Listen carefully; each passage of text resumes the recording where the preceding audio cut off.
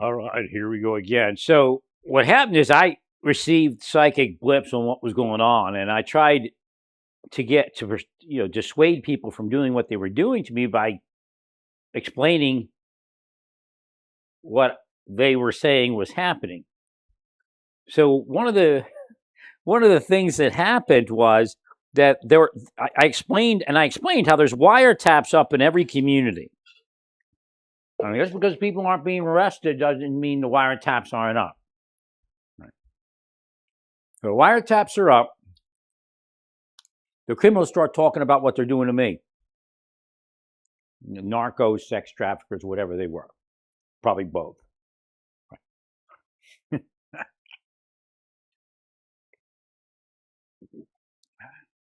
I mean, sometimes they just get on there and talk about BS, like try to act like it was real.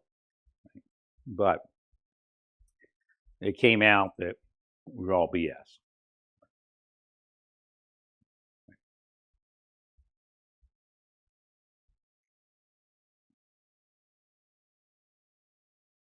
So somewhere along the way, the agents gathered up all the evidence and created a case.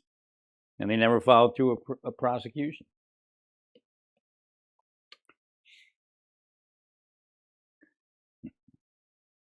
So again, there it is. So usually when I say something like that, something comes along like that to verify it. Right. Yeah, it's more. Theoretically, it was more than once that they made a case. It was more than once that they showed up on wiretaps, talking about how it was a scam. It involves Walmart and all sorts of shit. Right. Like the corporate. Right. And going back to the Democratic Party and Biden. Right. Well, not Biden. They're trying to mess Mike up. It goes back to the Democratic Party and the auto pen. Not necessarily Biden. I don't think he was of sound mind. Right.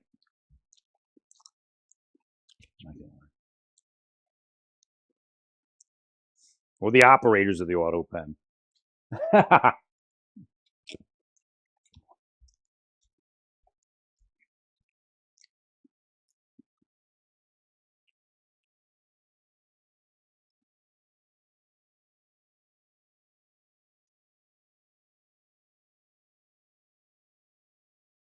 And on multiple occasions, they were told to stand down. Not just once.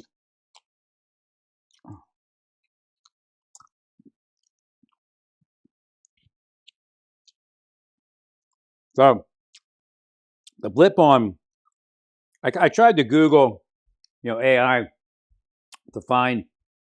I mean, obviously, most likely, Jonathan Nichols was anti-cannabis.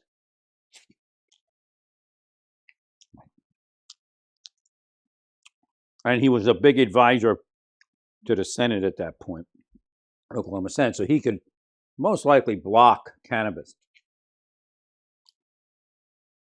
So he may have been bribing somebody. And when they asked, when the Chinese asked, well, what's the holdup?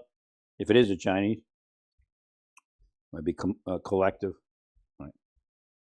They said Jonathan Nichols.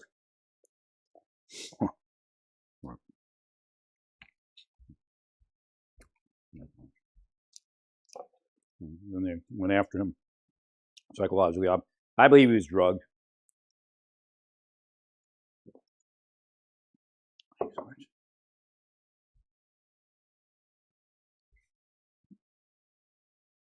Well, what's the reason for something like that? It doesn't always happen, but drug somebody. They said Spirit said that Jonathan was drugged. And it wasn't, something undetectable. During that time. Now I think it's detectable. But nothing's detectable if the coroner is part of it, and the lab is part of it. And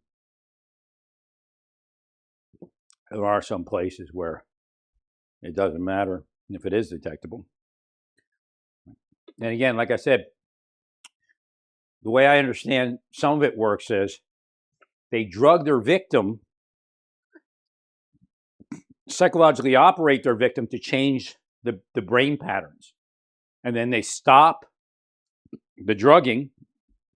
And then, of course, you can't detect it. And then they flip the triggers on that wiring. And then, possibly a suicide would occur at that point. Kind of a trick where they do drug the person, but there's no way to detect it because the person's already, not drugged, but their brain waves have already been destroyed.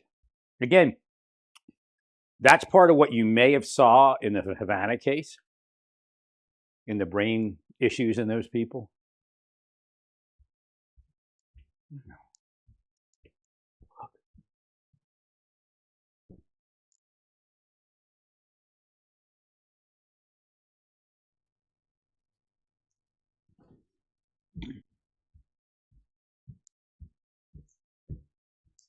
It may not necessarily be ultrasonic, but it could seem like ultrasonic because they're being drugged.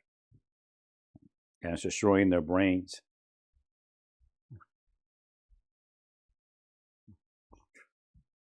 Who would do that? Everybody I speak about. Right. Doesn't have to be related to Havana or Russia, to tell you the truth, but it's something you'd be interested in financing, I'm sure.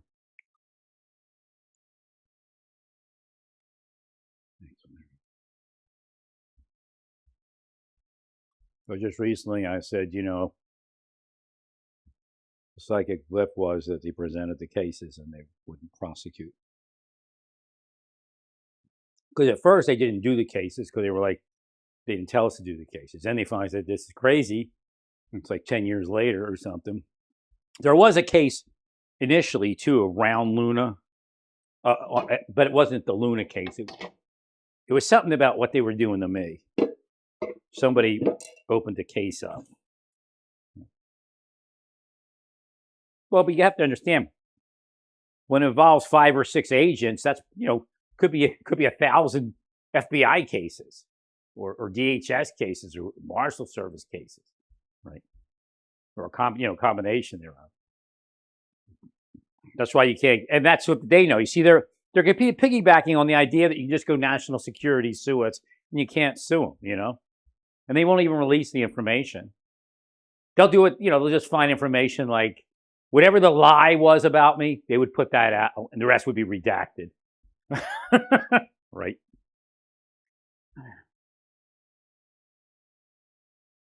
Oh, they're just paying people to testify falsely. Not testify, but to speak falsely. But again, I've spoke out enough where it doesn't work like it does on other people.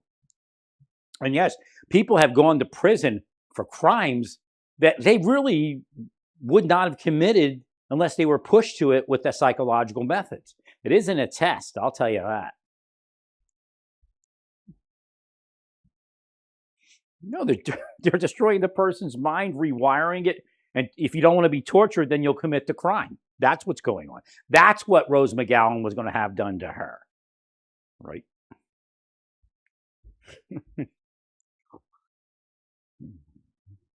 And the guy, I even told him, I said, look, in corrections, we have psychologists, we have programs. We take people that are pedophiles and we fix them. And then they come out and you break them? Right. 100%.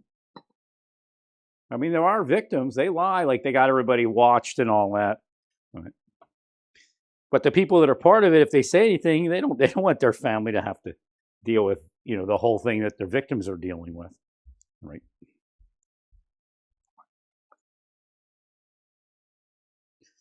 Well, what they'll do is, this is what came in psychically. So let's say some woman's presenting her child as bait and something happens to the child. The officer that responds are the dirty officers that are part of it. And they know they can't say anything, and, eventually they'll be paid. And if they don't, it's not going to bring their kid back. And they'll say stuff. Apparently that's the kind of stuff they say, but they'll say it, in a way where it isn't, oh, don't say anything because it won't bring your kid back. But they'll just string things together to tell the person, look, it ain't going to bring your kid back, and we'll pay you when this is all said and done. Right.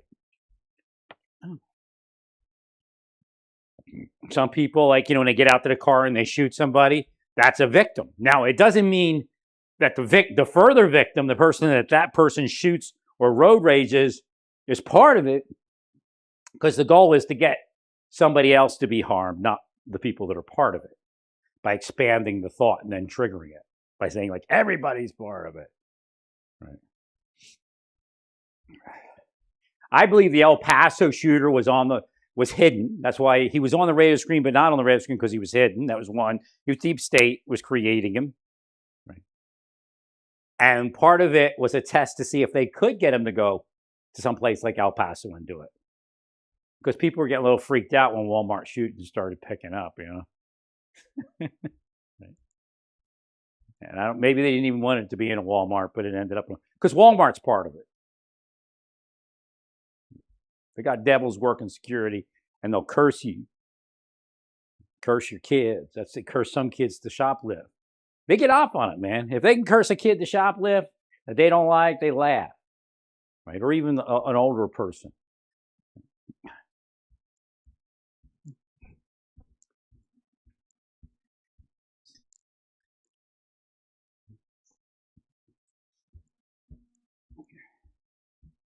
Where there's a will, there's a way, especially if it's a combination of people's wills, focusing on one person, wanting them to be a sex criminal or a shoplifter, right? And then they provide physical cues. Like, the trans people are actually good people, because the majority of them are not part of it. They're targets of it, but not part of it. Right. Although you can pay a trans person or intimidate a trans person. I think the trans person in Oklahoma was intimidated, like they got busted for something like weed or something, or drugs. Actually, it was before weed was legal, so yeah. And then said, do what we ask, and we'll let you go. So you do to a lot of them. A lot of people are smoking weed before it was legal. So if it would happen to be a woman that was looking at me, they get them all, worried about the weed. We'll take your kids, and right. And then they have to do me, like, there's a legitimate law enforcement operation that kind of works like that, but it isn't what they were using there. Right. They learned how to do that from that legitimate operation. So you got a lot of new state troopers. You got to make sure Deep State don't hire them, unless you are Deep State, I guess, then you don't care. PA just hired a bunch this year. Right. So somebody has to brief them to tell them that no matter what the other people do, don't do it. That's a scam in the martial arts. They try to get you to do shortcuts, and then when they want to get you, they start talking. They start trying to, he did shortcut here, he did this, but everybody else does it, but they don't care. That's what they want to show you. It doesn't matter what everybody else does. And little girl could lie all day, and we'll take whatever she says and make it gospel. That's the part I didn't understand, is how little girl had that. Working called her little girl.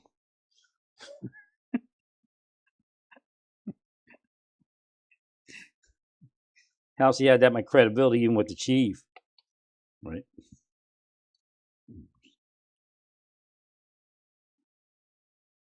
She pretty much told the chief to F off when he asked her to do a judicial threat investigation. She said, and I didn't get it back then. You're asleep, you don't figure things out as easy. But she's like, I'll make phone calls. I'm not like thinking. I think it's just bullshit kind of deal, But here she was extorting the chief right in front of me.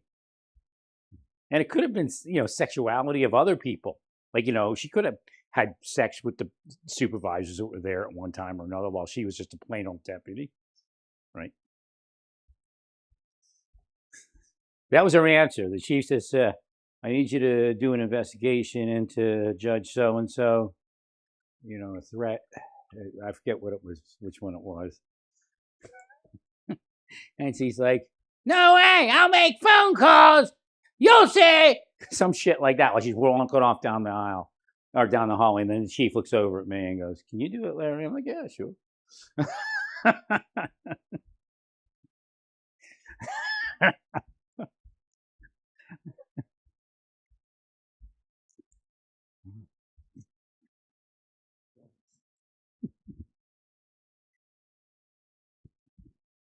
Trying to think if it was that guy or not.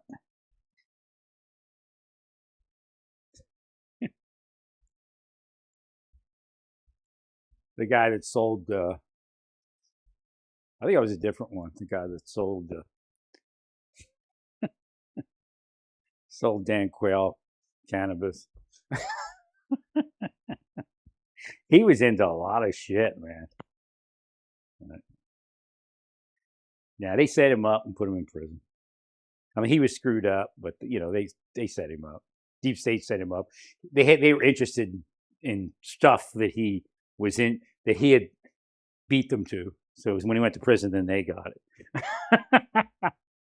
Right.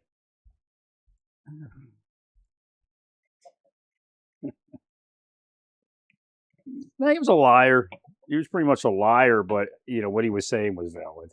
I'm sure the other investigator that was with me, after all these, like, probably it took a good 15 years, but yeah, maybe 10 years. He would be about 10 years, about 12 years. 12 years later, what he said was probably valid. But he's still a liar. Some of the stuff he said was lies. He likes to lie. He gets off on the lie. He likes the attention of being a famous liar. Right. But he some of it was real. Some of it was real. He made the right moves in life, but they're the wrong moves if you don't have like an army of people to protect you. So instead of being rich, he ended up in prison. Probably a lot of people like that. Well, actually, I think that's the idea why Trump was saying that certain people were treated poorly, other people weren't prosecuted. Right. Well, the civil case is still alive. So again, I don't damages in a criminal case aren't the totality of what that whole damages thing. It's actually civil, and they'll probably win the civil case against those people. The majority of them, that is.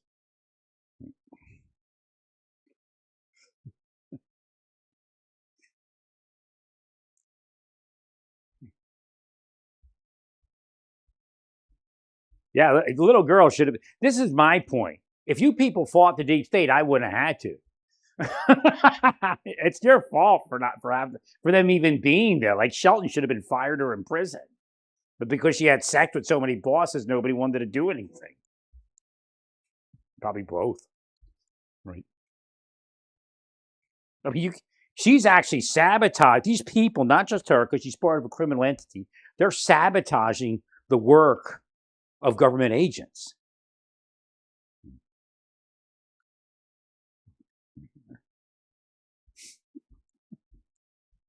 It's obstruction of justice.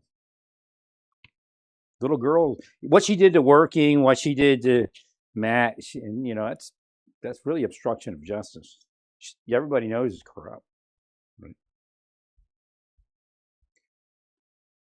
Then they tried to get me like jealous of Dick Goodwin with her, and I'm like, that's so freaking weird.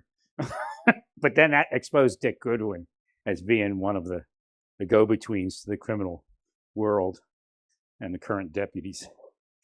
Right. Thanks. That's probably why they killed Fred Karp. Like Fred Karp was a conniver, a con man, but he wasn't like that. He wasn't like dirty. Right. That's probably why they killed him.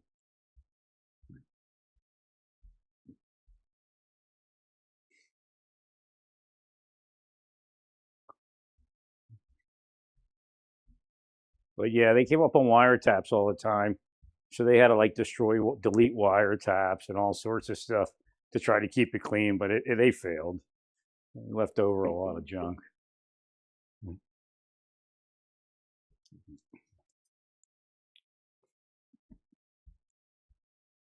Apparently, somebody actually has that in their personal possession, and if anything ever happens to them, they're going to go somewhere with it. And it's not only my case; it's a bunch of other cases. Like that guy right there, they might be messing with him, so he's like might be releasing some of the information he has. Well, stay peaceful. Praise God in all that you do. Praise God.